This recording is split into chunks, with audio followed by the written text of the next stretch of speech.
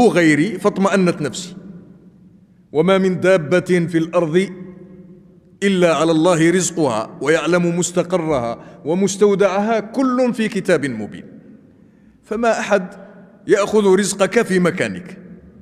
والشاعر يقول: توخى إلى الرزق أسبابه ولا تشغلن به بالك، فإن كنت تجهل عنوانه فرزقك يعرف عنوانك. إذا كنت لا تعرف أنت عنوانه فإن رزقك يعرف عنوانك وسيأتيك يطرق عليك الباب. وقد وقع هذا في تاريخنا.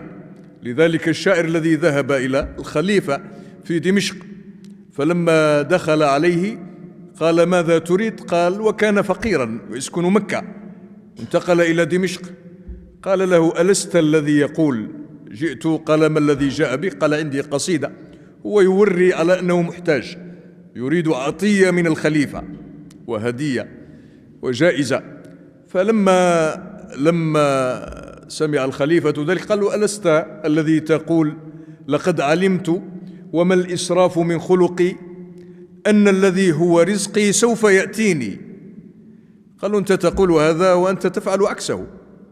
أنت تقول أن الذي هو رزقي سوف يأتيني، أنت جئت من مكة إلى دمشق تبحث عن الرزق، فكيف تقول إنه سيأتيني؟